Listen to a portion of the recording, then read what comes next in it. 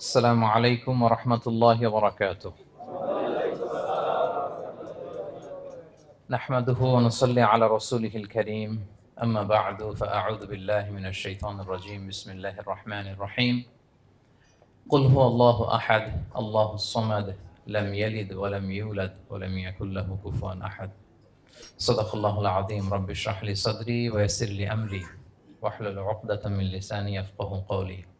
প্রিয় ভাইরা, আপনারা জানেন যে এই রমাদানে আমরা একটি কোরআন সিরিজ করছি। প্রতিটি প্রোগ্রামে আমরা কোরআনের কোনো না কোনো সূরা থেকে কিছু আলোচনা শুনছি। তারই ধারাবাহিকতায় আজকে আমি সূরাতুল ইখলাস তেলাওয়াত করেছি, ছোট্ট একটা সূরা। এই সূরার সংক্ষিপ্ত তাফসীর আজকে আমরা শুনবার চেষ্টা করব ইনশাআল্লাহ বিইذنিল্লাহ। সূরাতুল ইখলাস সবার মুখস্থ আছে না? মুসলিম তো অবশ্যই, অনেক অমুসলিমেরও মুখস্থ, অনেক হিন্দুরও সূরা ইখলাস মুখস্থ আছে, জানেন? অনেক হিন্দু ভাইরা একই পাড়ায় একই সাথে সমাজে থাকার কারণে তারা সূরা ফাতিহা, ইখলাস এরকম দু চারটা দোয়া কালাম সূরা এদেরও মুখস্থ থাকে। সূরাতুল ইখলাস এমন একটা সূরা যেটা অনেক অমুসলিম ভাইদেরও মুখস্থ থাকে। খুব ছোট্ট সূরা।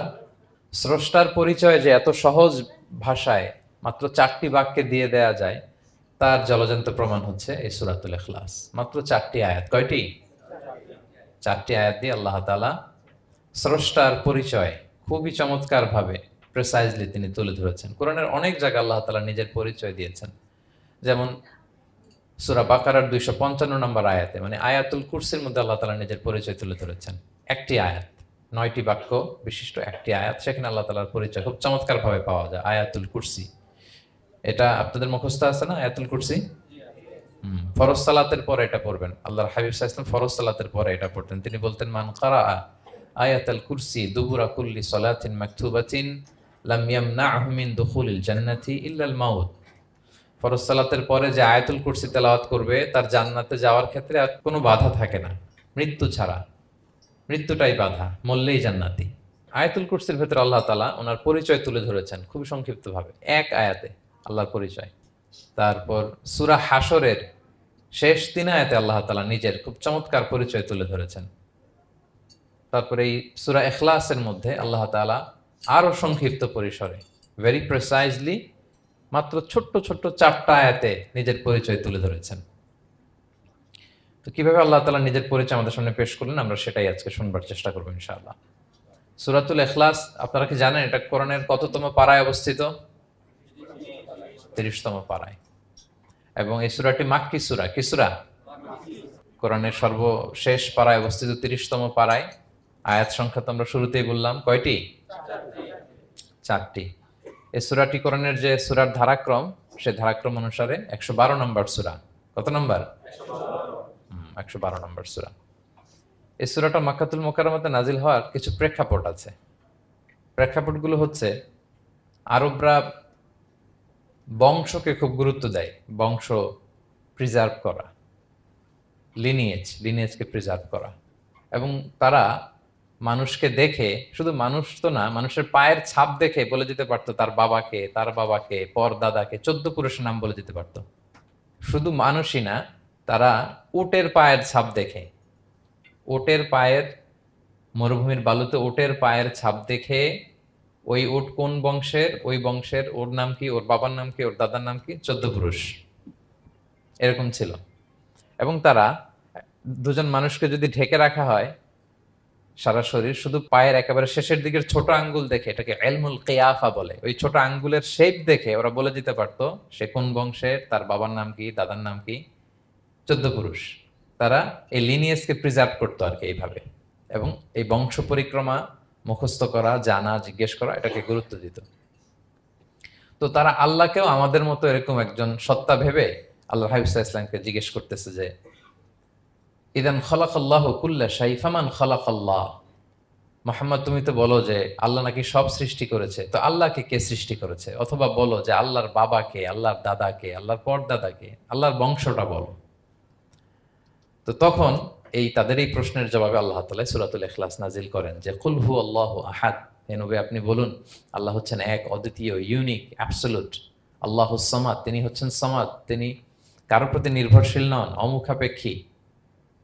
লাম ইয়ালিদ ওয়া লাম ইউলাদ, তিনি কাউকে জন্ম দেনও নাই, আবার তিনি কারো কাছ থেকে জন্ম নেনও নাই। ওয়ালাম ইয়াকুল্লাহু কুফুয়ান আহাদ, তার সমকক্ষ, তার মতো, তার সিমিলার মহাবিশ্বে দ্বিতীয় কেউ নাই।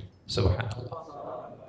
এটা হচ্ছে শানে নুজুল, কোন প্রেক্ষাপটে নাজিল হয়েছে, এটা হচ্ছে একটা বর্ণনা। আরেক বর্ণনা এসছে, মক্কার মুশরিকরা জিজ্ঞেস করতে আরম্ভ করলো, ইয়া মুহাম্মদ, আমরা জানি মানুষ মাটির তৈরি, ফেরেশতারা নূরের তৈরি মানে আলোর তৈরি, এরপর জিনেরা আগুনের তৈরি, আল্লাহ কিসের তৈরি? আল্লাহ তাআলার বাইয়িন লানা জিনসা রাব্বিক, তোমার আল্লাহর জিন্স বর্ণনা করো, সে কোত্থেকে আসছে, কি দিয়ে, কোন জিন্স থেকে, মানে কোন জিনিস থেকে তৈরি। তখন আল্লাহ তাআলা এই সূরাটা নাজিল করলেন, কুল হুয়াল্লাহু আহাদ আল্লাহুস সামাদ লাম ইয়ালিদ ওয়া লাম ইউলাদ ওয়া লাম ইয়াকুল লাহু কুফুয়ান আহাদ। এইভাবে অনেকগুলো বর্ণনা পাওয়া যায় যে এরকম এরকম প্রেক্ষাপটে যখন রাসূল সাল্লাল্লাহু আলাইহি ওয়াসাল্লামকে তারা এই সমস্ত প্রশ্ন জিজ্ঞেস করে, তখন তাদের প্রশ্নের জবাব স্বরূপ আল্লাহ তাআলা 4 আয়াত বিশিষ্ট এই সূরাটি নাজিল করেন। তাহলে সূরার কোন প্রেক্ষাপটে, কোন সিচুয়েশনে সূরাটা নাজিল হলো, এটা সবার কাছে ক্লিয়ার না এখন? এই সূরার কিছু ফজিলত পাওয়া যায়। আপনারা তো সূরার নাম শুনেছেন সূরাতুল ইখলাস। ইখলাস শব্দের অর্থ হচ্ছে সিনসিয়ারিটি, হ্যাঁ, আন্তরিকতা বা একনিষ্ঠতা। যেহেতু এই সূরায় একনিষ্ঠতার সাথে আল্লাহর তাওহীদের ঘোষণা দেওয়া হয়, এজন্য এই সূরার নাম হচ্ছে সূরাতুল ইখলাস। আবার এই সূরাকে সূরাতুত তাওহীদও বলে, যেহেতু আল্লাহর একত্ববাদের ঘোষণা এই সূরায় দেওয়া হচ্ছে, ওয়াননেস অফ গড। আবার এই সূরার একটা নাম হচ্ছে সূরাতুল মারিফা, যেহেতু এই সূরা মারিফা মানে জানা বা চেনা, যেহেতু এই সূরা পড়ার মধ্য দিয়ে আল্লাহর পরিচয় জানা যায়, আল্লাহকে চেনা যায়, এজন্য সূরার নাম সূরাতুল মারিফা। আচ্ছা, এই সূরার অনেক ফজিলত আছে, অনেক ফজিলত। আমরা কয়েকটা ফজিলত আপনাদের সামনে শেয়ার করবো ইনশাআল্লাহ। এই সূরার 1 নম্বর ফজিলত হচ্ছে রাসূল সাল্লাল্লাহু আলাইহি ওয়াসাল্লাম বিভিন্ন সুন্নাহ নামাজে, সুন্নত নামাজের দ্বিতীয় রাকাতে এই সূরাটা পড়তেন। যেমন ফজরের 2 রাকাত সুন্নত আছে না, ফজরের 2 রাকাত সুন্নতের দ্বিতীয় রাকাতে রাসূল সাল্লাল্লাহু আলাইহি ওয়াসাল্লাম এটা পড়তেন। প্রথম রাকাতে সূরা কাফিরুন, দ্বিতীয় রাকাতে সূরা ইখলাস, এটা পড়তেন। মাগরিবের নামাজের যে সুন্নাত, সেই সুন্নাতেরও দ্বিতীয় রাকাতে আল্লাহর হাবিব সাল্লাল্লাহু আলাইহি ওয়াসাল্লাম এই সূরাটা পড়তেন। তাওয়াফ করার পরে 2 রাকাত নামাজ পড়তে হয়, জানেন? ওই 2 রাকাত নামাজে রাসূল সাল্লাল্লাহু আলাইহি ওয়াসাল্লাম প্রথম রাকাতে সূরাতুল কাফিরুন, দ্বিতীয় রাকাতে সূরাতুল ইখলাস পড়তেন। বিতিরের সালাতের শেষ রাকাতে আল্লাহর হাবিব সাল্লাল্লাহু আলাইহি ওয়াসাল্লাম সূরাতুল ইখলাস পড়তেন। এই মর্মে অনেকগুলো হাসান হাদিস আছে। তাহলে কখন কখন সূরাতুল ইখলাস পড়তেন রাসূল সাল্লাল্লাহু আলাইহি ওয়াসাল্লাম, কোন নামাজে, ক্লিয়ার না? ফজরের 2 রাকাত সুন্নত নামাজের শেষের রাকাতে, মাগরিবের 2 রাকাত সুন্নত নামাজের শেষের রাকাতে, তাওয়াফের পরে যে 2 রাকাত পড়তে হয় শেষের রাকাতে, বিতিরের সালাতের শেষ রাকাতে। এই সূরাটাকে আল্লাহর হাবিব সাল্লাল্লাহু আলাইহি ওয়াসাল্লাম সুলুসুল কোরআন বলেছেন, 1/3 অফ দ্য কিতাব, কোরআনের 3 ভাগের 1 ভাগ। সূরাতুল ইখলাস তা'দিলু সুলুসাল কোরআন, সূরা ইখলাস হচ্ছে কোরআনের 3 ভাগের 1 ভাগ। তার মানে আপনি যদি একবার সূরা ইখলাস পড়েন, কয় পারা তেলাওয়াতের সওয়াব? 2 বার পড়লে, 3 বার পড়লে, 3 বার পড়লে 1 খতম কোরআনের সওয়াব। আলহামদুলিল্লাহ। কেউ কেউ বলেন যেহেতু আল্লাহর একত্ববাদের কথাবার্তা কোরআনে 1/3 মানে 1/3 জুড়ে আছে, সেহেতু সূরাতুল ইখলাস সুলুসুল কোরআন মানে হচ্ছে যে কোরআনের 3 ভাগের 1 ভাগে আল্লাহ যা নিয়ে কথা বলেছে সূরাতুল ইখলাসের ভিতরেই সেটা সংক্ষেপে চলে আসছে। এজন্য এটাকে বলা হয় 1/3 অফ দ্য বুক, কোরআনের 3 ভাগের 1 ভাগ। এটার আরেকটা, এই হাদিসটা মুতাওয়াতির হাদিস, সূরাতুল ইখলাস তা'দিলু সুলুসাল কোরআন, এটা এমন সংখ্যক, বেশি বেশি সংখ্যক সাহাবী প্রতিটি জেনারেশনে বর্ণনা করেছে, সাহাবী, তাবি, এই হাদিসের ব্যাপারে কোনো ডাউট তৈরি হয় না, কোনো সাসপিশন তৈরি হয় না, খুবই ভ্যালিড এই হাদিসটা, যেটা কোরআনের 3 ভাগের 1 ভাগ। আচ্ছা, আল্লাহর হাবিব সাল্লাল্লাহু আলাইহি ওয়াসাল্লাম আরেকটা হাদিসে এসেছে, এক সাহাবীকে কোবা পল্লীতে ইমাম করে পাঠিয়েছেন। মদিনা মসজিদে নববীর পাশে একটা মসজিদ আছে, মসজিদে কোবা, সেই মসজিদের ইমাম করে এক সাহাবীকে পাঠিয়েছেন। ওই সাহাবীর একটা অভ্যেস ছিল, উনি প্রত্যেক রাকাতে সূরা ফাতিহার পরেই আগে সূরা ইখলাস পড়তেন। ধরেন প্রথম রাকাতে সূরা ফাতিহার পরে ইখলাস, এরপর একটা সূরা পড়তেন। দ্বিতীয় রাকাতে সূরা ফাতিহার পরে আবার সূরা ইখলাস, এরপর একটা সূরা পড়তেন। ধরেন যে জুমার নামাজ 2 রাকাত, উনি ফাতিহার পরে প্রথমে কোন সূরাটা পড়ে নিতেন, এরপরে অন্য যে কোনো একটা সূরা। দ্বিতীয় রাকাতে সূরা ফাতিহার পরে কোন সূরাটা প্রথমে পড়ে নিতেন, ইখলাসের। এইটাই ওনার স্বভাব। প্রত্যেক নামাজে যদি কোনো ইমাম সাহেব শুধু সূরা ইখলাস পড়ে, একটু খারাপ লাগবে না আমাদের? ওনার মুসল্লিদেরও তাই লেগেছে। ওনারা জিজ্ঞেস করলেন, তুমি এটা কেন করো? এরকম না করে স্বাভাবিকভাবে পড়ো। তো উনি বললেন, না, আমি এইভাবেই পড়বো। আমি যেভাবে পড়তেছি এইভাবেই পড়বো, পড়লে পড়ো, না হলে তোমাদের হিসাব তোমাদের। তো তারা যে রাসূল সাল্লাল্লাহু আলাইহি ওয়াসাল্লামের কাছে বিচার দিল যে, ইয়া রাসূলুল্লাহ, দেখেন একজন ইমাম আপনি আমাদের জন্য নির্ধারণ করেছেন, উনি প্রত্যেক রাকাতে সূরা ইখলাস পড়ে, ইন এভরি সিঙ্গেল রাকা সূরা ইখলাস পড়ে। তো রাসূল সাল্লাল্লাহু আলাইহি ওয়াসাল্লাম তাকে ডাকলেন, ডেকে বললেন, ঘটনা কি, তুমি নাকি এরকম করো, প্রত্যেক রাকাতে ফাতিহার পরে আগে ইখলাস দিয়ে শুরু করো, কেন কেন করো? সে বলতেছে, ইয়া রাসূলুল্লাহ, হ্যাঁ আমি আসলে এমনটা করি, কারণ আমি এই সূরাটাকে বড্ড ভালোবাসি। কারণ ফিহি সিফাতুর রহমান, এই সূরার ভেতরে আল্লাহর পরিচয় মেলে, আল্লাহর পরিচয় পাওয়া যায়, যেন সূরাটাকে আমি বড্ড ভালোবাসি। রাসূল সাল্লাল্লাহু আলাইহি ওয়াসাল্লাম বললেন, ঠিক আছে, তোমার অভ্যাসের পরিবর্তন করার দরকার নাই। হুব্বুকা ইয়াহা ইউদখিলুকাল জান্নাহ, এই সূরার প্রতি তোমার এই ভালোবাসাই তোমাকে জান্নাতে প্রবেশ করাবে। আরেক বর্ণনায় এসছে, তুমি যেমনি আল্লাহর পরিচয় থাকার কারণে সূরাটাকে ভালোবাসো, আল্লাহ জানিয়েছেন যেন তোমাকে জানাই আল্লাহও তোমাকে ভালোবাসে। ফিহি সিফাতুর রহমান, এই সূরার ভেতরে রহমানের পরিচয় পাওয়া যায়, আল্লাহ সুবহানাহু ওয়া তাআলার পরিচয় পাওয়া যায়। তো এই জন্য উনি প্রত্যেক রাকাতে সূরা ইখলাস পড়তেন।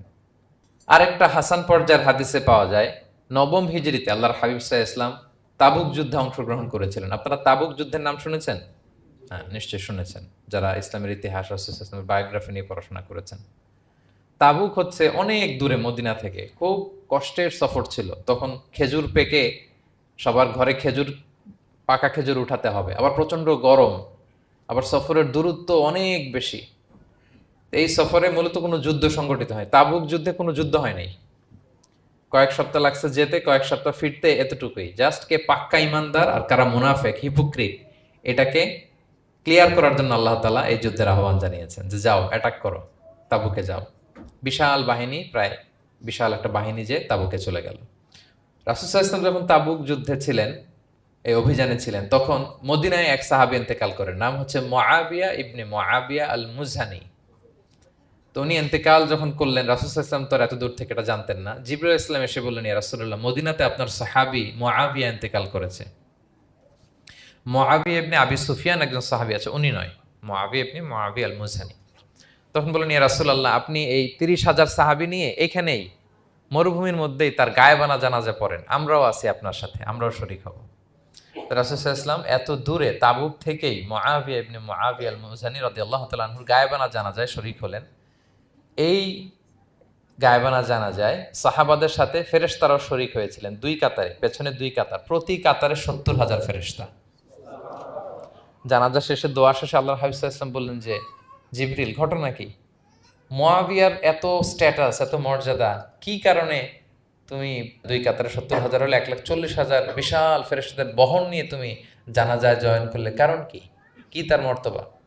তো জিবরাইল আলাইহিস সালাম বললেন, ইয়া রাসূলুল্লাহ, আপনার সাহাবী মুআবিয়ার বৈশিষ্ট্য ছিল তিনি কাইমান আও কাঈদান, দাঁড়িয়ে অথবা বসে, মাশিয়ান আও রাকিবান, আরোহণ অবস্থায় অথবা চলন্ত অবস্থায়, উঠতে বসতে চলতে ফিরতে সবসময় সে পড়তে থাকতো, কুল হুয়াল্লাহু আহাদ আল্লাহুস সামাদ লাম ইয়ালিদ ওয়া লাম ইউলাদ ওয়া লাম ইয়াকুল লাহু কুফুয়ান আহাদ। এই সূরাটা ছিল তার ডেইলি ওজিফা, সবসময় উঠতে বসতে চলতে ফিরতে কোন সূরা পড়তো? সূরা ইখলাস পড়তো। এজন্য আল্লাহ তাআলার আদেশে আমরা ১,৪০,০০০ ফেরেশতা নিয়ে তার জানাজায় শরীক হয়েছি। সুবহানাল্লাহি বিহামদিহি। তাহলে বুঝতে পারতেছেন এই সূরার মর্তবা কত, কতটা পছন্দনীয় সূরা আল্লাহর কাছে। যদিও ছোট, আয়াত কয়টা? কিন্তু আল্লাহর কাছে এটার ফজিলত অনেক বেশি। প্রিয় ভাইরা, শুধু এখানেই শেষ নয়, আল্লাহর হাবিব সাল্লাল্লাহু আলাইহি ওয়াসাল্লাম সকালে, সন্ধ্যায়, ফজরের পরে, মাগরিবের পরে এবং বিছানায় ঘুমোতে যাওয়ার আগে তিনি সূরাতুল ইখলাস, সূরা ফালাক, সূরা নাস পড়ে হাতের মধ্যে ফু দিতেন, দুই হাত একসাথে মিলিয়ে এরকম ফু দিয়ে মাথা থেকে বডিতে যতটুকু সম্ভব তিনি মাসে করতেন। তিনটা সূরাই শুরু হয়েছে কুল দিয়ে, এজন্য তিন সূরাকে একসাথে বলে কুল আস-সালাসা, মানে তিন কুল। এই তিন কুল তিনি ফজরের পর, মাগরিবের পর আর বিছানায় ঘুমোতে যাওয়ার আগে পরে হাতে ফু দিয়ে সারা গায়ে মেসেজ করতেন। আপনারা করেন? হ্যাঁ, অভ্যাসটা, ওজিফাটা আছে তো আপনাদের, না? করবেন এটা।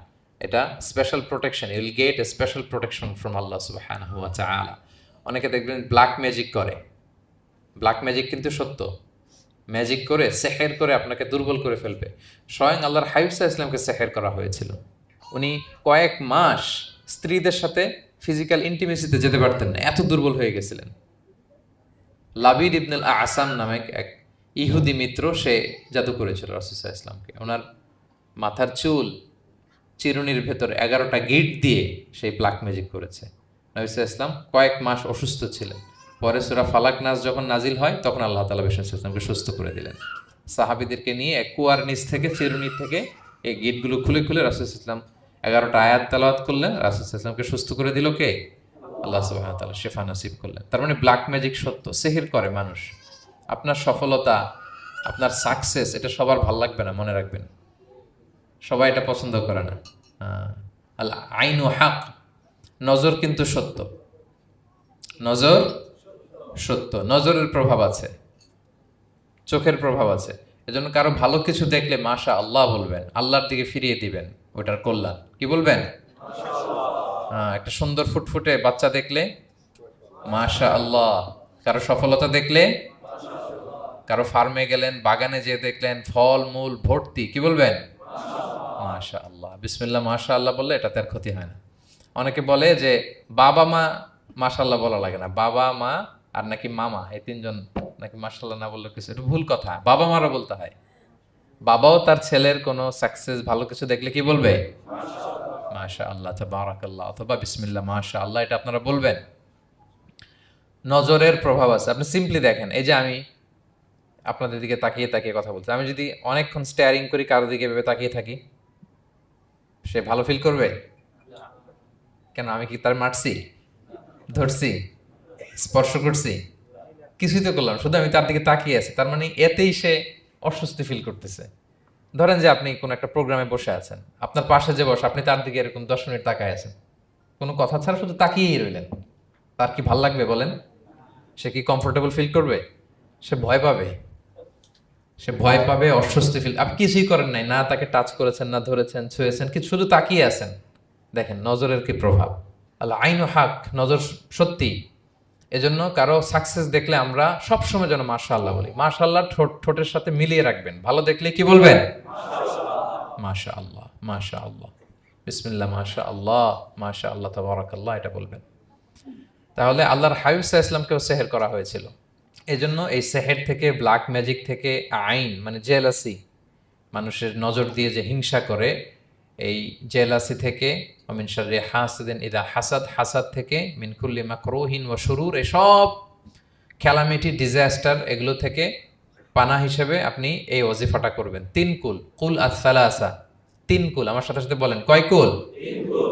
কি কি? সূরাতুল ইখলাস, সূরা ফালাক, সূরা নাস। এই 3টা পড়ে ফজরের পর, মাগরিবের পর আর ঘুমোতে যাওয়ার আগে হাত দুইটাকে একসাথে করে পরে লম্বা একটা ফু দিয়ে মাথা থেকে মাসাজ করবেন সারা গায়ে। পারা যাবে ইনশাআল্লাহ বিইذنিল্লাহ।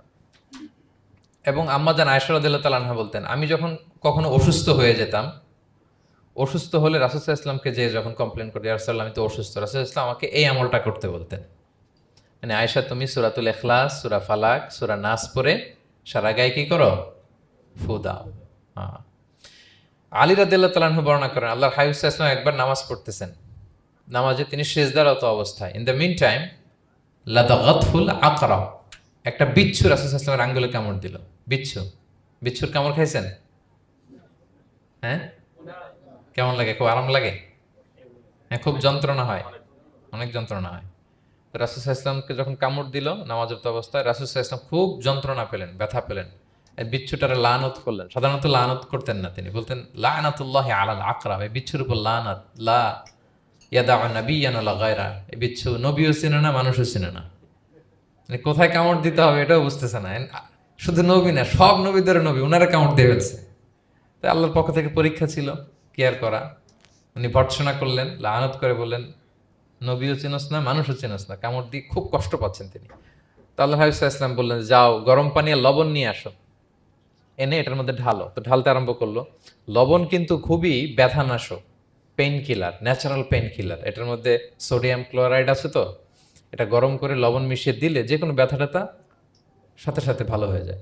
রাসূল ইসলাম বললেন ঢালো। ঢালতেছে, রাসূল ইসলাম পড়তেছেন কুল হুয়াল্লাহু আহাদ আল্লাহুস সামাদ লাম ইয়ালিদ ওয়া লাম ইউলাদ ওয়া লাম ইয়াকুল লাহু কুফুয়ান আহাদ বলে ফু দিচ্ছেন আর ঢালতেছে। ঢালাও শেষ, আঙ্গুলের ব্যথাও শেষ।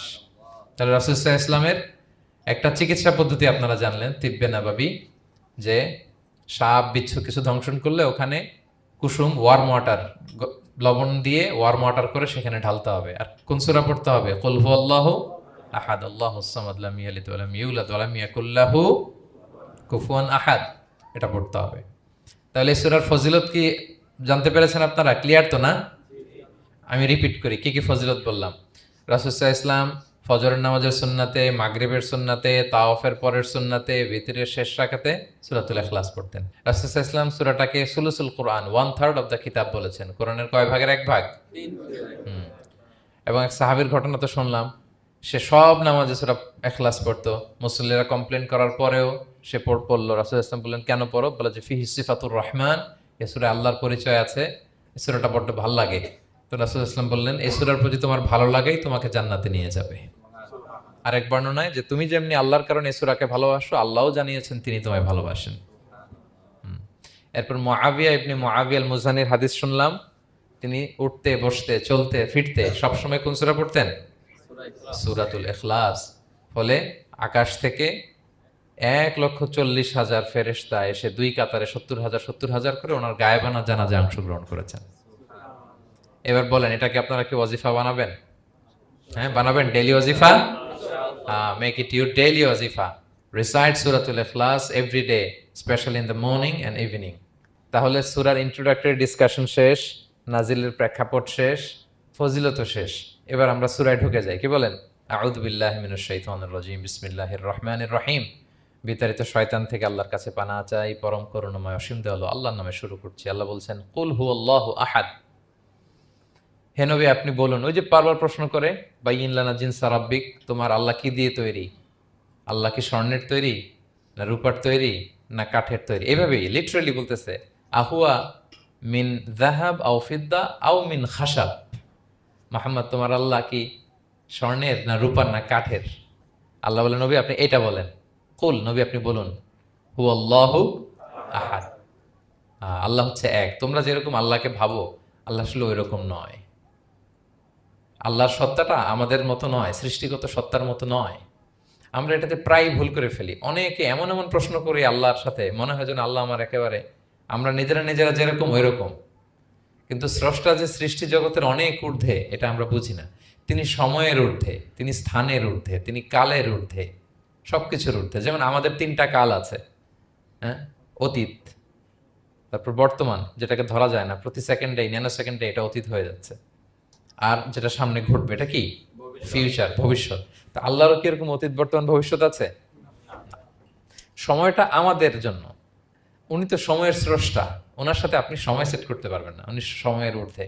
ফলে উনি এই ইবলিস যে আদেশ ভঙ্গ করা, আদম আলাইসাল্লাম এবং হাওয়া আলাইসাল্লাম পৃথিবীতে আসা, নূহ, দাউদ, হুদ, সালেহ থেকে শুরু করে এই একের পর এক নবী, শেষ নবী, বর্তমান সময়, ভবিষ্যৎ, দাজ্জাল, কিয়ামত, সব তিনি অ্যাট এ গ্ল্যান্সে দেখেন, একবারে ওনার চোখের সামনে। আমাদের মতো অতীত বর্তমান ভবিষ্যৎ ওনার নাই। আমরা যেমনি ভাব প্রকাশের জন্য ভাষা লাগে, এই যে আমি বাংলায় কথা বলতেছি আপনারা বুঝতেছেন, হ্যাঁ, মালায়রা যারা মালায়তে কথা বলে, ইংলিশরা ইংরেজিতে কথা, চাইনিজে কথা বলে, ভাষা, উনি ভাষার স্রষ্টা, ফলে ওনার ভাষাও লাগে না। কিন্তু উনি বোঝানোর জন্য একটা ভাষা ইউজ করে আমাদের জন্য সহজ করে দিয়েছেন। একটা ভাষায় না বললে তো আমরা বুঝবো না, ফলে উনি আরবি ভাষায় কোরআনটাকে নাজিল করেছেন যাতে আমরা বুঝি। কিন্তু উনি ভাষার মুখাপেক্ষী না, ওনাকে সময়, কাল, ভাষা কোনো কিছু দিয়ে বাধা যায় না, উনি সব কিছুর ঊর্ধ্বে, সব কিছুর ঊর্ধ্বে। এবং আল্লাহ কোথায় আছেন আমরা বলি যে আরশের উপরে আছেন, সেখানে ওই এরিয়াটা হচ্ছে লা জামান লা মাকান, ওখানে সময়, তারপর কাল, এগুলো ওখানে যায় না। আল্লাহর সাথে এই প্রশ্নগুলো একেবারেই অবান্তর। ফলে আমরা যে প্রশ্নগুলো হুট করে না বোঝার কারণে করে ফেলি, যেহেতু আমাদের খুব সীমিত জ্ঞান, ফলে আমরা সৃষ্টির সাথে স্রষ্টাকে গুলিয়ে ফেলি। কিন্তু উনি কিন্তু আমাদের মতো নন। এজন্য আল্লাহ বলেন যে আমাকে জিজ্ঞেস করে যে আমি লোহার তৈরি, না স্বর্ণের তৈরি, না রূপার তৈরি, নাকি পাথরের তৈরি বা কাঠের তৈরি, তুমি বলো, কুল হুয়াল্লাহু আহাদ। হে নবী আপনি বলুন, আমি হচ্ছি এক, একক, অদ্বিতীয়। আরবিতে এক, এক বলতে আরবিতে ওয়াহেদ শব্দ ব্যবহার করে, আহাদ ব্যবহার করা হয় না। ব্যক্তির গুণ হিসেবে কখনো আহাদ ব্যবহার করা হয় না। এটা কেবলমাত্র শুধুমাত্র একমাত্র আল্লাহ তাআলার জন্য ব্যবহার করা হয়, তিনি আহাদ। আহাদ, কারণ ওয়াহেদ শব্দের ওয়াহেদাতুন হয়, মানে পুরুষবাচক হয়, স্ত্রীবাচক হয়, কিন্তু আহাদের আর কিছু হয় না, আহাদ আহাদি। হ্যাঁ, আল্লাহ শব্দটাই এরকম, আল্লাহ শব্দটাই এরকম। যেমন ঈশ্বরের ঈশ্বরী হয়, ভগবানের ভগবতী হয়, গডের গডেস হয়। আল্লাহর এরকম স্ত্রীবাচক কিছু আছে? কিছু নাই। আল্লাহ বলেন ইন্নানি আনাল্লাহু লা ইলাহা ইল্লা আনা ফা'বুদনি ওয়া আকিমিস সালাতা লিযিকরি। নিশ্চয় আমি আল্লাহ। মুসা আলাইহিস সালামকে প্রথম যে প্রত্যাদেশ রেভেলেশন দিয়েছিলেন মুকাদ্দাসে তুয়ার পাশে, তুর পাহাড়ের পাদদেশে, ওখানে প্রথম মুসা আলাইহিস সালাম আল্লাহর সাউন্ড তখন তিনি শুনেছিলেন, এবং আল্লাহর সাউন্ডটাও আমাদের সাউন্ডের মতো নয়। যেমন আমি এদিক থেকে কথা বললে আপনি এই পাশ থেকে শুনবেন, এদিক থেকে কথা বললে, এদিক থেকে আমাকে ডাক দিলে এদিকে, তার মানে আমি দিকের সাথে সম্পৃক্ত। আল্লাহর এটা এরকম না। মুসা আলাইহিস সালাম তিনি যখন আল্লাহর কথা শুনলেন, তিনি বললেন যে একটা সাউন্ড শুনলাম, এটা চারদিক থেকে শোনা যায়, চারদিক থেকে শোনা যায়। এবং তিনি ওনার প্রেগনেন্ট স্ত্রীকে নিয়ে মাদিয়ান ক্রস করে ইজিপ্টের বর্ডারে ঢুকবেন। ইন দ্য মিন টাইম আল্লাহ তাআলা ওই সময়টাকে চুজ করেছেন যে তাকে এখন নবী বানাবো, তাকে রেভেলেশন দিব। তো তিনি দেখলেন যে ইন্নী আনাস্তু নারান, আমি ওই যে লাআল্লি আতিকুম মিনহা বিকাবাসিন আও আজিদু আলান নারি হুদা, স্ত্রীকে দাসীকে বললেন যে একটু বসো, প্রচন্ড ঠান্ডা, ওই যে আগুন দেখা যায়, মনে হয় কেউ আগুন পোহাচ্ছে, আমি একটু আগুন নিয়ে আসি মশাল দিয়ে, তোমাদের আরাম লাগবে, একটু ওয়ার্ম আপ হবে। তো আগুনের কাছে যেয়ে দেখে সামনে যত যায় আগুন তত পেছায়, এবং আগুনটা সাধারণ আগুন না, একটা গাছ থেকে আগুন বেরোচ্ছে, কিন্তু ওই গাছের পাতা জ্বলে না, ডাল জ্বলে না, কিছুই হয় না। আসলে এটা আগুন না, এটা আল্লাহর নূর। আল্লাহর নূর সেখানে ফোকাস দেওয়া হয়েছে। এবং আল্লাহর নূরও আমাদের নূরের মতো না। নূর মানে লাইট, নূর মানে কি? লাইট। সো এই যে আমরা যে লাইট দেখি, এই লাইটের মতো না। হ্যাঁ, কারণ আল্লাহর এই নূরের কাবার দেয়া হচ্ছে আবার নূরের পর্দা দিয়ে। পর্দা দেয়া হয় সাধারণত আলোকে আটকানোর জন্য, কিন্তু আল্লাহর যে পর্দা, হেজাবের কথা বলা হয়েছে, ওই পর্দাটাও আলো, আলোর পর্দা। আমাদের সাথে মিলালে হবে? আমরা আমরা ঘরে পর্দা টাঙাই কি কি থামাতে বলেন তো? আলো থামাতে। আর আল্লাহর যে হেজাব পর্দাগুলো কিসের? আলোর, নূরের। সো কশ্চিন কালেও আপনি সৃষ্টির সাথে স্রষ্টাকে মিলাবেন না। আমরা ভুল করে অনেক সময় এরকম অবান্তর প্রশ্নগুলো করি। তো আল্লাহ তখন মুসা আলাইহিস সালামকে প্রত্যাদেশ করলেন যে ইন্নানি আনাল্লাহ লা ইলাহা ইল্লা আনা ফা'বুদনি, আমি আল্লাহ। আমি কি? আল্লাহ। এই আল্লাহ নামটা আল্লাহ নিজেই রেখেছেন। আমাদের নাম রাখে আমাদের বাবা দাদা, আল্লাহর তো বাবা দাদা কেউ নাই। আল্লাহর নাম কে রেখেছে? আল্লাহ নিজেই রেখেছেন। ফা'বুদনি, আমার ইবাদত করো, ওয়া আকিমিস সালাতা লিযিকরি। তাহলে এখানে প্রথম আয়াতেই শিরকের উপর কুঠারাঘাত করা হয়েছে, শিরকি আকীদাকে লন্ডভন্ড করে দেওয়া হয়েছে, এবং বোঝানো হয়েছে আল্লাহ হচ্ছেন এক, অদ্বিতীয়, একক। কারণ আমরা যত ইবাদত করি এর মধ্যে যদি শিরকের স্পর্শ থাকে, আমাদের ইবাদত ভ্যানিশ হয়ে যাবে, এটার কোনো দাম নাই। লা ইন আশরাকতা লা ইয়াহবাতান্না আমালুক ওয়া লা তাকুনান্না মিনাল খাসিরিন। আল্লাহ বলেন যদি শিরক করো তাহলে তোমার সব আমল বাতিল হয়ে যাবে, তোমার রোজা, নামাজ, হজ, যাকাত, জিকির কিছু থাকবে না। এজন্য শিরক যাতে কখনো আমাদের না হয়, শিরকের সাথে যেন আমাদের সম্পর্ক না থাকে। ইন্নাল্লাহা লা ইয়াগফিরু আন ইউশরাকা বিহি ওয়া ইয়াগফিরু মা দুনা যালিকা লিমান ইয়াশা। আল্লাহ সব মাফ করেন, কিন্তু শিরকের গুনাহ মাফ করেন না। কি মাফ করে না? হ্যাঁ, এজন্য শিরকের সাথে আমাদের কোনো সম্পর্ক নাই। দেখেন আমরা যখন নামাজে দাঁড়াই, আমরা তাকবীরে তাহরিমা বাঁধার পরে কি পড়ি? ওয়াজ্জাহতু ওয়াজহিয়া লিল্লাযী ফাতারাস সামাওয়াতি ওয়াল আরদা হানিফা ওয়া মা আনা মিনাল মুশরিকিন। দেখেন নামাজে দাঁড়ালে আগে ক্লিয়ার করে নিতে হয় যে আল্লাহ ওয়া মা আনা মিনাল। এই যে লক্ষ লক্ষ হাজী সাহেবরা যায় ইজহার রিদা পড়ে, ওখানে কি পড়ে? লাব্বাইক আল্লাহুম্মা লাব্বাইক লাব্বাইক লা শারীকা লাক। আগে হিসাব ক্লিয়ার যে আল্লাহ শিরকের সাথে ছিটেফোঁটা সম্পর্ক আমাদের নাই। আমরা একনিষ্ঠভাবে তোমার ইবাদত করি। তাহলে সূরাতুল ইখলাস বেসিক্যালি তাওহীদের একনিষ্ঠ ঘোষণার নাম, যেটার প্রথম আয়াত আল্লাহ তাআলা নবীকে বললেন যে হে নবী আপনি আমার পরিচয় দিয়ে দেন, আপনি বলুন কুল হুয়াল্লাহু আহাদ, আমি এক, একক, অদ্বিতীয়। কুল হুয়াল্লাহ, নবী আপনি বলুন তিনি হচ্ছেন আল্লাহ এবং তিনি হচ্ছেন আহাদ। আল্লাহ নামটার অনেকভাবে কোরআনে পরিচয় দিয়েছেন। আল্লাহ আলিফ লাম, লাম আলিফ ছাড়া, লিল্লাহ দিয়ে, লাম ছাড়া, লাহু দিয়ে, আপনি যেভাবেই বলবেন সেভাবে আল্লাহর পরিচয় পাওয়া যায়। লিল্লাহি মা ফিস সামাওয়াতি ওয়া মা ফিল আরদ, কোরআনের অনেক আয়াতে এসেছে। লাম বাদ দিয়ে দিলে লাহুল মুলকু ওয়া লাহুল হামদু ওয়া হুয়া আলা কুল্লি শাইইন কাদির। লাম বাদ দিয়ে দিলে হা দিয়ে আল্লাহর পরিচয় দিয়েছেন, হুয়া দিয়ে পরিচয় দিয়েছেন, হুয়াল্লাহুল্লাযী লা ইলাহা ইল্লা হু। তাহলে যেভাবে আপনি পরিচয় খুঁজতে যাবেন সেখানে আল্লাহর পরিচয় পাওয়া যাবে। আল্লাহ তাআলা বলছেন হুয়াল আউয়ালু ওয়াল আখিরু ওয়াল যাহিরু ওয়াল বাতিন ওয়া হুয়া বিকুল্লি শাইইন আলিম। তিনি প্রথম, তিনি শেষ, তিনি প্রকাশ্য, তিনি গোপন। তিনি প্রথম মানে কি? তিনি সূচনাহীন অতীত থেকে আছেন। দেখেন আমাদের সাথে মিলে না। আমাদের অতীতের একটা সূচনা থাকে, কি বলেন, আমার জন্মের একটা স্টার্টিং পয়েন্ট আছে না, যে এখান থেকে আমার অস্তিত্ব শুরু, এত সালে আমি, এত সালে আপনি। তার মানে আমাদের একটা স্টার্টিং আছে তো নাকি? আল্লাহ স্টার্টিং কবে থেকে বলেন? কবে থেকে, যে এই সময় থেকে উনি আল্লাহ বলেন? Nobody knows. কারণ হুয়াল আউয়াল, এই আউয়াল মানে এমন শুরু, সূচনাহীন শুরু, এমন শুরু যেটার কোনো কি নাই, সূচনা নাই। আবার সীমাহীন ভবিষ্যৎ পর্যন্ত তিনি থাকবেন। কতদিন তার রাজত্ব, ক্ষমতা, সভরেন্টি, পাওয়ার থাকবে? কতদিন বলেন? সীমাহীন, এটার কোনো শেষ নাই। হুয়াল আউয়াল ওয়াল আখির ওয়াল যাহির ওয়াল বাতিন। এবং সব কিছু ধ্বংস হবে তিনি ছাড়া। কুল্লু মান আলাইহা ফান ওয়া ইয়াবকা ওয়াজহু রাব্বিকা যুল জালালি ওয়াল ইকরাম। সব শেষ হবে, উনি অবিনশ্বর, শাশ্বত, চিরঞ্জীব। তাই বলে উনি আমাদের থেকে দূরে নন, খুব কাছে। আমরা ডাকলেই তিনি ডাকে সাড়া দেন। আমাদের সবকিছু তিনি দেখেন, অবজার্ভ করেন, মনিটর করেন। ওয়া নাহনু আকরাবু ইলাইহি মিন হাবলিল ওয়ারিদ। আমাদের এখানে একটা রগ থাকে, এই রগেরও কাছে, তার মানে খুব কাছে, খুব কাছে। আমরা তাকে না দেখলেও তিনি আমাদের দেখেন। লা তুদরিকুহুল আবসার ওয়া হুয়া ইউদরিকুল আবসার ওয়া হুয়াল লাতীফুল খবীর। কোনো চোখ তাকে দেখে না, কোনো দৃষ্টি তাকে আয়ত্ত করতে পারে না, কিন্তু সকল দৃষ্টিকে তিনি আয়ত্তে রাখেন। সুবহানাল্লাহ। এভাবে আল্লাহ তাআলা খুব প্রিসাইজলি 4টা আয়াত দিয়ে নিজের পরিচয় দিয়েছেন। কুল হু আল্লাহু আহাদ। হে নবী আপনি বলুন তিনি আল্লাহ, তিনি অদ্বিতীয়। বাংলারও অনেক সীমাবদ্ধতার ফলে আমাকে এক, একক এগুলো ইউজ করা লাগতেছে, কিন্তু আল্লাহর আহাদ বোঝাতে যে এক, একক, এটা যথেষ্ট না। এটা আমার লিমিটেশন, আমাদের লিমিটেশন, ভাষার লিমিটেশন। কিছু দিয়ে তো আমার অডিয়েন্সকে বা আমাদের বুঝতে হবে দ্য এসেন্স অফ গড। এজন্য আমরা বলি এক, একক, অদ্বিতীয়। অদ্বিতীয়টা খুব অনেকটাই পারফেক্ট। তাহলে তিনি হচ্ছেন আহাদ, এবং এই আহাদের লেসন দেওয়ার জন্য সব নবীরা এসেছে। সব নবীরা একই কথা বলেছেন, আদম আলাইহিস সালাম থেকে শুরু করে বিষ্ণু ইসা ইসলাম পর্যন্ত একই কথা বলেছেন, যে ইয়া কওমি ইবুদুল্লাহ মা লাকুম মিন ইলাহিন গায়রু আফালা তাআকিলুন।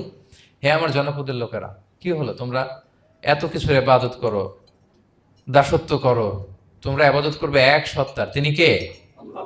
মা লাকুম মিন ইলাহিন গায়রু, তিনি ছাড়া কোনো ইলাহ তোমাদের নেই। তাহলে এই যে ওয়াননেস অফ গড, স্রষ্টা যে একজন, এই কনসেপ্টটাকে ক্লিয়ার করবার জন্যই এত এত নবীরা পৃথিবীতে হাজির হয়েছেন। তাহলে আল্লাহর চমৎকার একটা নাম জানলাম আমরা, আহাদ। কি নাম? মজার ব্যাপার হচ্ছে এই নাম কোরআনে আর কোথাও নাই। আহাদুন শব্দ যেটা আছে এটা অন্য অর্থে, এক, এক অর্থে আর কি।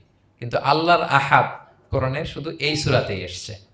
আল্লাহর আহাদ নামটা শুধু এই সূরাতেই এসেছে। আহাদ, আহাদ। আপনারা বেলাল রাদিয়াল্লাহু তাআলা আনহুর ঘটনা জানেন, যে উমাইয়াত ইবনে খালাফ খুব পাষণ্ড মাওলা ছিল ওনার, মনিব। এমন কোনো অত্যাচার নাই যে ঈমান আনার কারণে বেলাল রাদিয়াল্লাহু তাআলা আনহুর উপর করা হয় নাই। পিটানো, চাবুক মারা, টানা হেচড়া করা, উত্তপ্ত মরুভূমিতে। যারা হজ উমরা করতে গিয়েছেন তারা তো দেখেছেন মরুভূমির বালু, ওখানে কত গরম, চাল ছেড়ে দিলে মুড়ি হয়ে যাবে, খই হয়ে যাবে। ওই উত্তপ্ত গরম বালুতে বেলাল রাদিয়াল্লাহু তাআলা আনহুকে শুইয়ে পেটের উপরে পাথর রেখে দেওয়া হয়েছিল। তখন তিনি আল্লাহর একত্ববাদের ঘোষণা এই শব্দটা দিয়ে করেছেন। অস্ফুট কণ্ঠে উনি বারবার বলছিলেন আহাদ, আহাদ, আহাদুন, আহাদ। তো আল্লাহ তাআলার এই নামটা, আহাদ নামটা, এই সূরা ছাড়া কোরআনের অন্য কোথাও আসেনি। তাহলে প্রথম আয়াতটা কি? কুল হু আল্লাহু। হে নবী তারা জিজ্ঞেস করে আমার বংশ কি, বাপদাদা কই, কাঠের না মাটির না লোহার না সোনার, আপনি বলুন কুল হু আল্লাহু, তিনি এক, অদ্বিতীয়। আল্লাহুস সামাদ, তিনি হচ্ছেন সামাদ। আল্লাহর আরেকটা নাম আস-সামাদ। আল্লাহুস সামাদ। সামাদ শব্দের অনেকগুলো অর্থ পাওয়া যায়। সামাদের একটা মিনিং হচ্ছে যার উপরে আর কারো কোনো স্ট্যাটাস বা মর্যাদা নাই। আরবিতে বলে মানতাহা ইলাইহি সুগদাদু ওয়া শারাফ। মর্যাদা, স্ট্যাটাস যত শীর্ষে, পিকে যেতে পারে, ওইটার নাম হচ্ছে সামাদ, এর উপরে নাই। সামাদের আরেকটা অর্থ হচ্ছে যে পরনির্ভরশীল নয়, মানে তার কারোর উপর নির্ভর করা লাগে না, সে স্বয়ং সম্পূর্ণ। আচ্ছা পৃথিবীতে এমন কারো নাম বলেন তো যে কোনো দিন কোনো কিছুতে কোনো কাজে অন্যের মুখাপেক্ষী হওয়া লাগে নাই, সে একা একা আত্মনির্ভরশীল, স্বয়ং সম্পূর্ণ, এরকম একজনের নাম বলেন? আছে? কেউ নাই। কোনো না কোনো ভাবে আপনি পাওয়ারফুল কারো কথা বলবেন, এত আরো নির্ভরশীল। এরা রাস্তা দেখায় না দিলে চলতেও পারে না, কোন দিকে যাইতে হবে এটা বলার জন্য 10 জন থাকে। এর ওয়াশরুমে নিয়ে যেতে হয় 10 জনের, এর এই সাপোর্ট, ওই সাপোর্ট, এই প্রোটোকল, অনেক কিছু, এর লোক লাগে আরো বেশি। তার মানে সাহায্য ছাড়া চলতে পারে এমন কোন সত্তা পৃথিবীতে নাই। একটা সত্তা যার কারো কোনো সাহায্য লাগে না, যার কারোর প্রতি কোনো নির্ভরতা নাই, কারো কাছে ঠেকা নাই, গোটা বিশ্ব তার কাছে ঠেকা। তিনি কে? তার নাম সামাদ। তার নাম কি? আল্লাহুস সামাদ। অমুখাপেক্ষী, অ্যাবসলিউটলি ইন্ডিপেন্ডেন্ট। কখনো কোনো কাজে তার কারো কাছে যেতে হয় না, কারো উপর ভরসা করতে হয় না, কারো প্রতি তার কোনো ঠেকা নাই।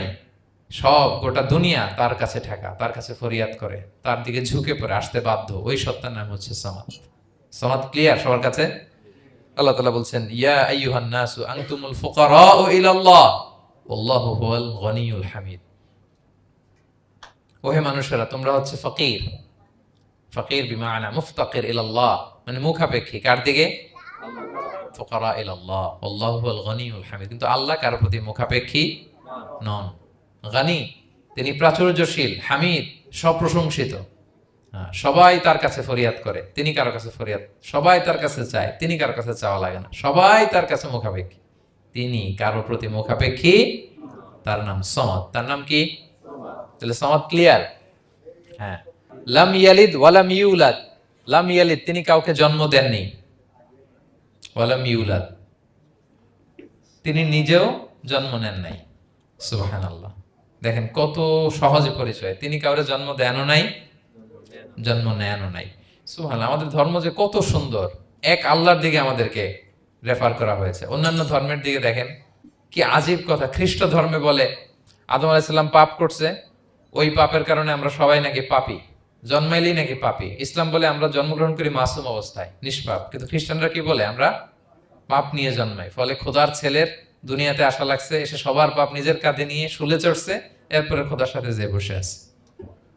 এটা হচ্ছে খ্রিস্ট ধর্মের কথা। অন্যান্য অনেক ধর্মে দেখেন ল্যাংটা বাবার কাছে যে মাথা নোয়াতে হয়। এরকম অনেক ধর্ম দেখছেন যে লোকটার চুলে জট বাঁধা, দাড়িতে জট বাঁধা, একেবারে উলঙ্গ, তার কাছে যে সবাই এরকম হাত পাতে। দেখছেন? দেখেন না আপনারা? নাকি শুধু আমি একাই দেখলাম? দেখছেন সবাই? আছে, কিন্তু আমি ধর্মের নাম বলতেছি না, কোনো ধর্মকে ছোট করা যাবে না, কিন্তু এরকম আছে। তো দেখেন কি সমস্ত অদ্ভুত নিয়ম কানুন। আগুন নিয়ে ওইখানে দৌড়াইতে হয়, এই করতে হয়। কিন্তু আমাদের এক সত্তার কাছে আমরা চাই, কোনো ভায়া লাগে না, মিডিয়েটর লাগে না, মধ্যস্থতাকারী লাগে না। আল্লাহ বলে ডাকার সাথে সাথে তিনি ডাকে সাড়া দেন। লাম ইয়ালিদ ওয়া লাম ইয়াকুল লাহু, জন্ম দেনও নাই, জন্ম নেনও নাই। মুশরিকরা বলতো আল মালাইকাতু বানাতুল্লাহ, তারা বলতো ফেরেশতারা নাকি আল্লাহর মেয়ে। নাউজুবিল্লাহ। ওয়া ক্বালাতিল ইয়াহুদু উযাইরুন ইবনুল্লাহ, ইহুদিরা বলতো উযাইর আলাইহিস সালাম আল্লাহর ছেলে।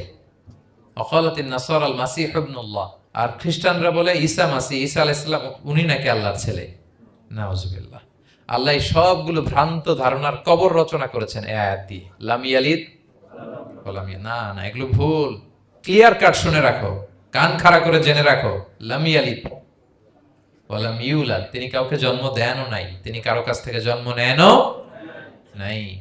ইমাম আবু বকর আল বাকিল্লানি একজন বড়, অনেক বড় একজন দার্শনিক ছিলেন এবং তর্কবাগীশ ছিলেন, ইরাকের। নাম শুনেছেন কেউ? আবু বকর আল বাকিল্লানি। তো উনি কারো সাথে তর্ক লাগলে উনি খ্রিস্ট ধর্মের কত লোককে যে শাহাদা পড়াইছেন ওনার এই যৌক্তিক আলোচনা দিয়ে, তর্ক দিয়ে। সুবহানাল্লাহ। এক খ্রিস্টান পাদ্রী ওনারে প্রশ্ন করলো, তোমরা মুসলমানরা খুব রেসিস্ট। উনি বললেন কেন? বলছে তোমরা খ্রিস্টান মেয়ে বিয়ে করতে পারো, ইহুদি মেয়ে বিয়ে করতে পারো, মুসলিম কিন্তু ইহুদি মেয়ে, খ্রিস্টান মেয়ে শর্ত সাপেক্ষে, কিছু শর্ত আছে, ওই আলোচনা যাচ্ছেন, শর্ত সাপেক্ষে বিয়ে করতে পারে আহলি কিতাব হলে। কিন্তু কোন খ্রিস্টানরা মুসলিম মেয়ে আমাদের মেয়েদেরকে বিয়ে করতে পারবে না, কোন ইহুদি আমাদের মেয়েকে বিয়ে করতে পারবে না। তো বলে তোমরা খুব রেসিস্ট, তোমরা আমাদের মেয়ে না, ওকে তোমাদের মেয়ে আমাদেরকে দাও না। তো তিনি বলেন তোমরা তো ইহুদি, তোমাদের নবী হচ্ছে মুসা আলাইহিস সালাম, ওনাকে তো আমরা মানি, ওনার কথা তো কোরআনে আছে, এজন্য তোমাদের মেয়েকে বিয়ে করতে পারি। আর খ্রিস্টানদের নবী হচ্ছে ঈসা আলাইহিস সালাম, ওনাকেও মানি, ওনার মায়ের নামে বিশাল সূরাই আছে, সূরা মারিয়াম, আর ওনার ব্যাপারে হাজার শত শত আয়াত। তো এই জন্য তোমার খ্রিস্টানদের মেয়ে বিয়ে করতে পারি। তোমরা তো আমাদের নবী মুহাম্মদ সাল্লাল্লাহু আলাইহি ওয়াসাল্লামকে মানো না। মুহাম্মদ সাল্লাল্লাহু আলাইহি ওয়াসাল্লাম যে শেষ নবী, এটা তোমরা মানার সাথে সাথে মুসলমান হয়ে যাবা, এরপর আমাদের মেয়েকেও তোমরা বিয়ে করতে পারবা। এভাবে উনি এমন ভাবে উত্তর দিতেন ফাবুহিতাল্লাযী কাফার, কোনো একেবারে লাজবাব হয়ে যেত। তো ওনার নাম যখন ছড়ালো, ইরাকের মুসলিম বাদশাহ ওনাকে কনস্টান্টিনোপলে পাঠাবেন, যেখানে রোমান এম্পায়ার। তো রোমান এম্পায়ার এরাও খুব প্রস্তুতি নিয়ে আছে যে আবু বকর আল বাকিলানিকে ডিল করা অনেক কঠিন, সে আসতেছে, তার সাথে কিভাবে কি করা যায়। তো আপনারা জানেন যে খ্রিস্ট সমাজের নিয়ম হচ্ছে রাজার দরবারে ঢুকতে গেলে কুর্নিশ করে ঢোকা লাগে। কি করে? মাথা নত করে, এরকম নিচের দিকে করে রুকুর মতো করে এরপরে ঢোকা লাগে। তো এখন তারা প্ল্যান করতেছে যে আবু বকর বাকেল্লানি তো জীবনে আমার কুর্নিশ করবে না, এটা তো আমার জন্য অপমান হয়ে যাবে, কি করা যায় কি করা যায়। তো রাজার এক বড় উজির সে প্ল্যান করলো, একটা কাজ করেন, রাজ দরবারে তাকে যখন ঢোকানো হবে তার জন্য একটা স্পেশাল গেট বানানো হবে। দরজাটা ফুল হবে না, হাফ হবে, অর্ধেক। তো অর্ধেক দরজা দিয়ে যখন সে ঢুকবে, সে তো বাধ্য মাথা নিচু করে ঢুকতে হবে, তাহলে রুকু হয়ে গেল, কুর্নিশ আপনাদের দেওয়া হয়ে গেল। বলে এই তো চমৎকার বুদ্ধি, ঠিক আছে একটা ছোট্ট দরজা বানাও। তো বানাইছে। উনি যখন কনস্টান্টিনোপলে পৌঁছলেন, ওনাকে নিয়ে আসালো রাজদরবার, বলতেছে এটা দিয়ে ঢুকতে হবে আমাদের, সবার ঢুকেন। তো সবাই এরকম মাথা নিচু নিচু করে ঢুকছে। উনি দেখেই বুঝছে এটা তো কৌশল করছে আমার সাথে। তো উনি মাথা নিচু করছেন, কিন্তু এমনি না, উল্টা উল্টা হয়ে উনি মাথাটা পিছনে দিয়ে, বুঝতে পারছেন, উনি অ্যাবাউট টার্ন হয়ে ঢুকতে তো হবে, পিঠটারে রাজার দিকে দিয়ে, নিতম্বটাকে রাজার দিকে দিয়ে, তারপরে উনি রুকু দিছে, উল্টা রুকু। তো এক হিসেবে কুর্নিশ মানে, বরং আরো রাজাকে কি হয়েছে, ইনসাল্ট করা হয়েছে। রাজা তো রেগে মেগে আগুন। সবাই, রাজা বলছে জানতাম ও এরকম কিছু একটা করবে। মানে এমন ভাবে উনি বুদ্ধি বের করে ওনাকে, ওনার সাথে আর পারা যায়। কেন ওনার কথা আনলাম এই জন্য, সেখানে যেও উনি পুরো রাজ দরবারকে তাক লাগিয়ে দিলেন এইভাবে। উনি দেখেন যে কনস্টান্টিনোপলের রোমান এম্পায়ারের পাশে পোপ বসা। পোপ চেনেন তো, মানে তৎকালীন খ্রিস্টান সবচেয়ে বড় পাদ্রী। তিনি যে বলতেছে কাইফা হালুক ইয়া কাহানাতুল মা'বাদ ও কাইফাল আহল ও কাইফাল আওলাদ, যে বলতেছে আরে সম্মানিত পোপ, আপনি কেমন আছেন, আপনার বউ কেমন আছে, আপনার সন্তান কেমন আছে। এই কথা শুনে রাজা রেগে মেগে আগুন। এই আবু বকর বাকাল্লানি, এত বড় সাহস, তুমি জানো না উনি পোপ? পোপদের বিয়ে করা নিষেধ, তারা এত পবিত্র, তাদের স্ত্রী হয় না, তাদের সন্তান হয় না। একজন পবিত্র সত্তার সন্তান থাকে কি করে, স্ত্রী থাকে কি করে, তারা আমাদের পোপ।